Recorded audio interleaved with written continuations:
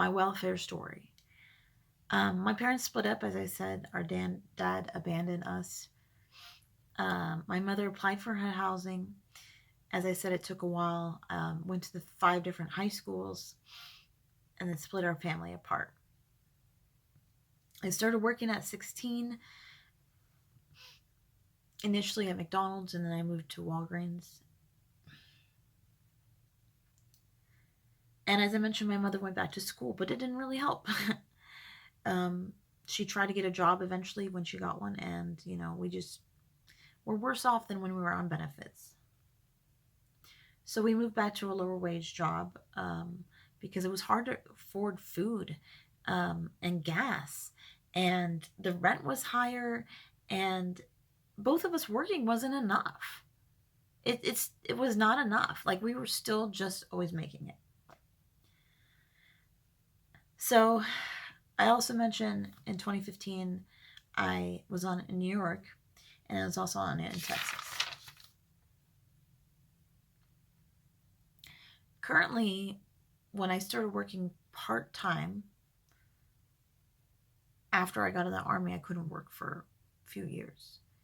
And eventually I started working part-time, and I had VA money. I was literally like $150, $200 over the limit. And when you're in that situation, it's really frustrating because you're worse off than when you're on benefits. And it's so weird. It's like incentivizing me to not have a job, because now that I have a job, I get so much taken away from me that this job is actually putting me in the negative and health wise. It doesn't help me. It makes it worse because you got to include taxes, Social Security, Medicare taken out on my check.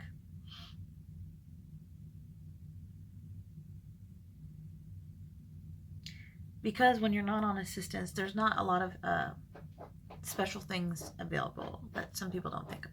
School lunch is a big deal. It's a lot of extra money just to have a school lunch for the kids, to make one. And holiday help, like with Christmas and stuff like that, they usually want to see that you're on a program. Same thing for school supplies. Lucky for me, some people in my community help me.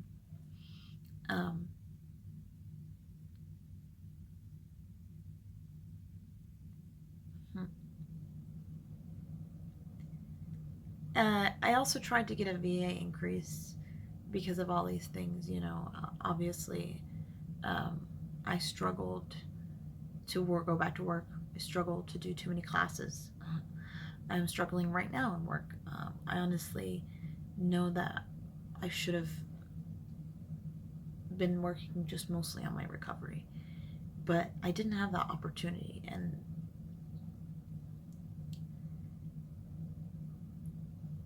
so, the whole time, I've sought out more income for that reason, especially having kids to take care of. But I ended up working on a VA increase for almost 2.5 years, I think.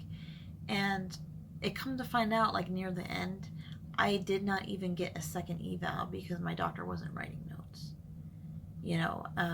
And I guess I should have checked earlier, but I didn't realize that that's what happened. I kept going back to the VSO, and asking for specific increases, and it would just, nothing would really happen. And one of the VSOs was like, "Hey, is your doctor writing notes in your file?" And I was like, "I don't know." So I went to go check, and there wasn't really much there. And so in the process, they have to look and see if the doctor's saying something's wrong first, even if you have MRIs and stuff. So getting out and trying to get an increase, you got to learn this whole different freaking system that is rocket science level stuff. Let me tell you, you can find some pages where they go in some details about, how much you can move your hand and limitations, and it's crazy.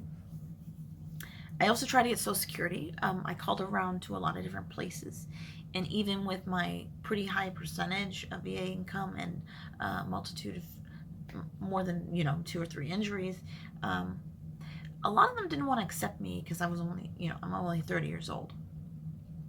So it took me a while, and I finally found a place, but then I ended up having to drop the case. I was getting really close, but I had to drop it because I had to go back to work for my kids.